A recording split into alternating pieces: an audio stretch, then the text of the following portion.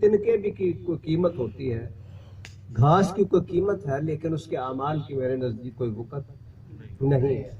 इन हालात में ईमान बुनियादी चीज है। अल्लाह ताला इरशाद फरमाता है वस्साबिकूनल अव्वलूना मिनल मुहाजिरीन वल अंसार। ईमान इस तरीके से हम लाएंगे जिस तरीके से मुहाजिरीन में से और अंसार में से जिन्होंने इस्लाम की कबूलियत में पहल की थी, वो है यानी ईमान का नमूना आपके लिए। उन जैसा ईमान होगा तो कबूल होगा, उन जैसा नहीं होगा तो नहीं होगा। तो लिहाजा ईमान का मयार हुए वो लोग। अब जो आया मुबारका मैंने पढ़ी और जिस यार गार की हमने बात की, जिस सिद्दीक की बात की, सब तो पहले यहीं से आप अंदाजा फरमा लें कि वल्लज़ी जा बिस्सिद्क़ व सद्दक़ बिही, जो सिद्दीक को सिद्दीक नहीं मानता उसके लिए सोच का मुकाम है, फिक्र का मुकाम है कि वो लोग जो अपने ताई सिद्दीक को सिद्दीक ना माने, जब खालिक कायनात उनको डेक्लेरेशन अता फरमाता है, डिक्लेयर करता है, शराफत और दयानत से बाखबर थे और वैसे ही सोहबत से फैज याफ्ता थे, तो फिर सबसे पहले वो मारूफ लफ्जों में आपने सुना है कि जब सूरज और रोशनी होती है, किरणें निकलती हैं, तो सबसे पहले ऊंची जगह पर पड़ती है। सबसे पहले जो बिल्डिंग ऊंची होती है वहां पड़ती है। तो लिहाजा सिद्दीक का जो मुकाम है इज्जत और शराफत के एतबार से ऐलान नबूवत से कबल भी वो हजरत अबू बकर सिद्दीक का मिसाली था। इसलिए ऐसे शरीफ तबा और ऐसे मुअज़्ज़ज़ इंसान का हुज़ूर अलैहिस्सलाम की नबूवत पर बगैर किसी तामुल के ईमान ले आना, ये उनके लिए बड़े एजाज की बात थी। अब इस लिहाज से वो अहम है।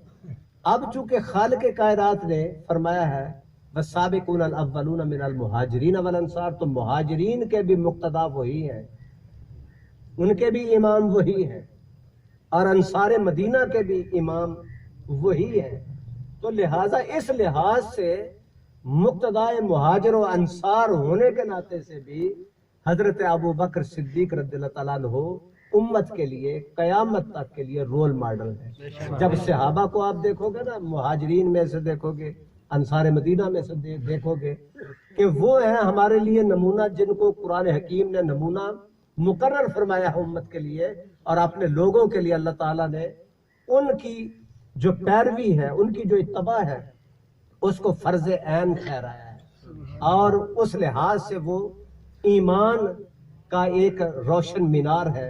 और जिस तरीके से आप देखते हैं ना कि काबा मुअज़्ज़मा है, काबा शरीफ आप इर्द गिर्द तवाफ करते हैं और जितने भी वहाँ पे तवाफ वाले हैं वो काबे के इर्द गिर्द तवाफ करते हैं। जब ईमानदार बंदा मोमिन या अल्लाह ताला की मखलूक ईमान की दौलत से मुशर्रफ होना चाहती है, ईमान देखना चाहती है, परखना चाहती है, तो पहले मुहाजिरीन और अंसार जो सबकत ले गए ईमान लाने वालों में से, उनको रखेगी सेंटर में, फिर उनका करेगी तवाफ। जिस तरीके से गिर्द फिरा जाता है, जब फिरेंगे तो फिर मालूम होगा कि उनकी कदर और मंजिलत क्या है, उनका मुकाम खालिक हकीकी के नजदीक क्या है, उनकी अजमत क्या है, उनका जो शर्फ है, जो उनकी तकरीम है वो क्या है।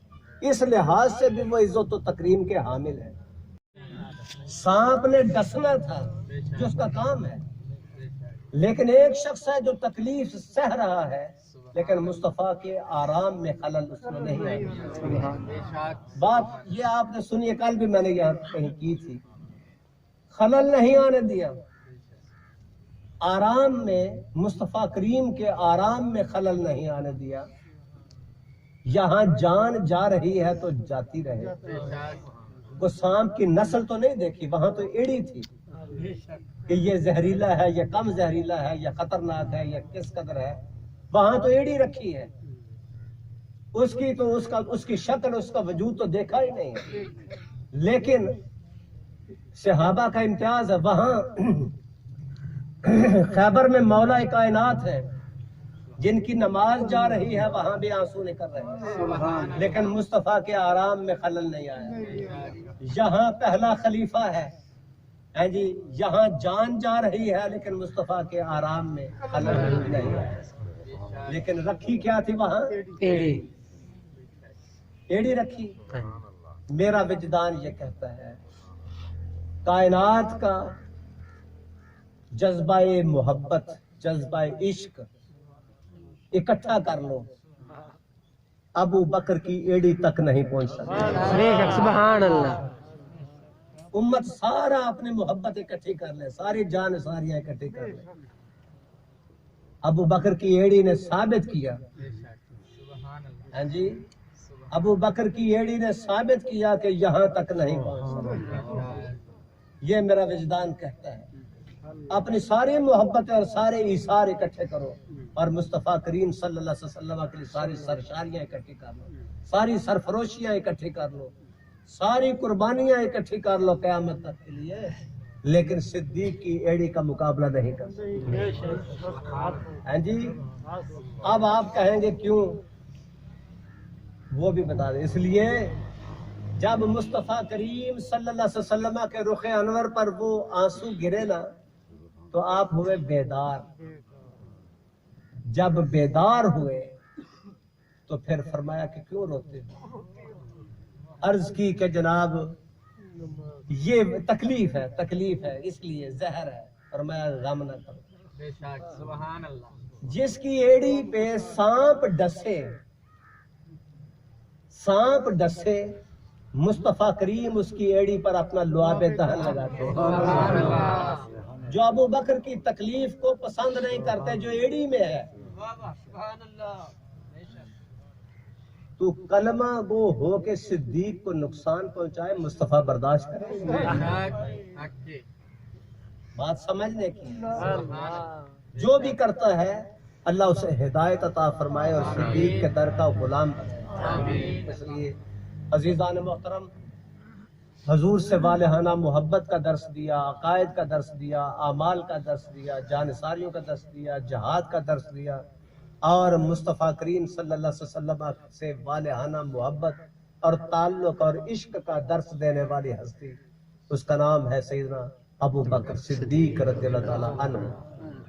اور دربار عالیہ پر چونکہ ہم سب نقش بندی ہیں اور یہاں پہ عالمی دعوت لسانی کے زیر اہتمام ہم نے درود بینک قائم کیا ہوا ہے، اور چند لوگ ہیں ہارون آباد سے، بہاول نگر سے، جنہوں نے درود بینک میں اکاؤنٹ کھولا ہے اور وہ درود شریف پڑھ کے جمع کرواتے ہیں.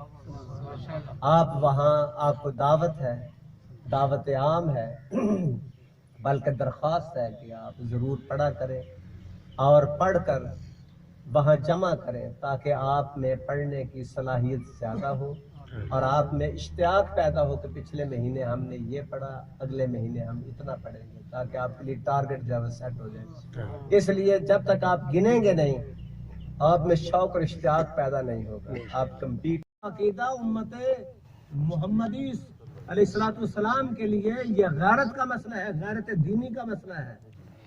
یہ اس قدر اہم ہے اور سیدنا ابو بکر صدیق رضی اللہ تعالیٰ عنہ سب سے پہلے محافظ ہے. اور امت کو آج بھی اپنے اس محسن کو یاد رکھنا ضروری ہے کہ جس نے ہمیں ایسے عقائد عطا فرمائے جن میں کسی قسم کی کوئی آمیزش نہیں ہونے دی. کامل دین، بالکل کامل دین، خالص دین جو ہے حضرت ابو بکر صدیق رضی اللہ تعالیٰ عنہ ہمیں عطا فرما کے گئے. اور سرکار دو عالم صلی اللہ علیہ وسلم پر دیکھیں.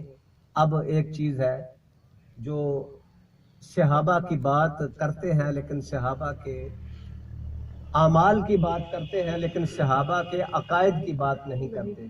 حالانکہ حضرت ابو بکر صدیق کا اعمال میں اسی لیے تو ہے نا والذی جاء بالصدق وصدق بہ اولئک ھم المتقون، تو تقوی کے اعتبار سے کامل ہے. اب اس بحث میں جاؤں گا تو بات لمبی ہو جائے گی، لیکن صرف اتنا عرض کر دوں ابھی تو ابتدائی عشق ہے، پھر آگے 2 جمعے اور ہے، پھر باتیں ہوتی رہیں گی.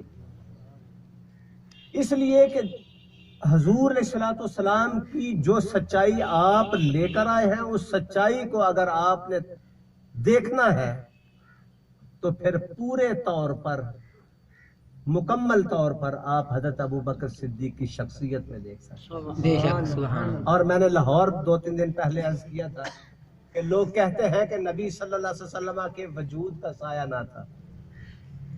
हदीस भी यही कहती है कि हजूर के वजूद का साया ना था, लेकिन हजूर अलैहिस्सलातु वस्सलाम के किरदार का साया अगर देखना हो ना, बात जरा शकील है, शायद उस वक्त धूप में आप सुस्त हो।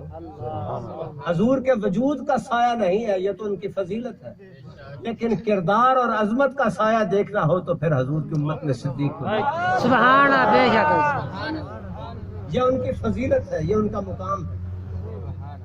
इसलिए अगर किरदार का साया देखना है, हजूर के फजाइल कमालात का साया देखना है, तो जाहिर है सफर में, बचपन में साथ, जवानी में साथ, लड़कपन में साथ, हाँ जी, ऐलान नबूवत से पहले साथ, ऐलान नबूवत के बाद साथ, हाँ जी, सफर में साथ, हजर में साथ, मक्के में साथ, मदीना में साथ, हत्ता के जनाब गार में साथ, हत्ता के मिजार में साथ। सुभान अल्लाह। ये है उनकी अजमत। और फिर अब आए उस खास बात की तरफ, वो ये थी जो मैंने अर्ज किया, अकायद की बात आप नहीं छेड़ते कि अकायद में सबसे बुनियादी चीज जो हजरत अबू बकर सिद्दीक की जात में है, वो है मुस्तफ़ा करीम सल्लल्लाहु अलैहि वसल्लम की अजमत का वो इकरार जो हजरत अबू बकर की शख्सियत में है, वजूद में है, वो कहीं और कम मिलेगा। और बारगाह मुस्तफ़ा करीम का अदब, जिसमें उम्मत आज जरा कमजोर है, यह उम्मत का एक अलमिया है। आज उम्मत का अलमिया है कि वो ये कहते हैं कि जनाब वो तो 1400 साल पहले चले गए, अब अदब क्या करें क्या ना करें। लेकिन देखें हजरत अबू बकर सिद्दीक रज़ियल्लाहु ताला अन्हु को देख लें कि बाद अज़ विसाल मुस्तफ़ा करीम अदब का मुकाम क्या है। सबसे पहले तो मिजार का साथी बनने के लिए जो किया है वो भी तो अदब था ना। यही फरमाया था कि मुझे कफन पहनाया जाए, गुस्ल दिया जाए, और कफन पहना के जब जनाजा लेके चलो तो कहाँ लेके चलो, बारगाह मुस्तफ़ा में ले चलो। तो क्या कहना जाके वो आपने सुना है कि जनाब ये गुलाम आया है, लेकिन बात अदब की है।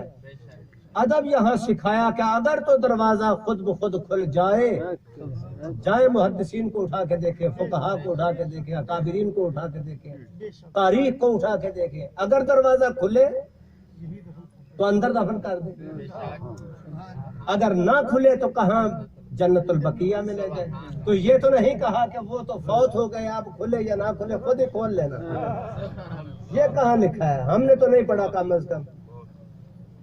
जिसने बाद अज़ विसाल मुस्तफ़ा करीम सल्लल्लाहु अलैहि वसल्लम हजूर की कमांड का और हजूर के आर्डर का, हजूर के हुक्म का अपने मरने के बाद और हजूर के विसाल बाकमाल के बाद जो अभी भी हजूर से आर्डर का मुंतजर है, हुक्म का मुंतजर है, हाँ जी, उसके लिए अदब का क्या मुकाम आप मुकर्रर करेंगे, ये आपकी अपनी सवाल की।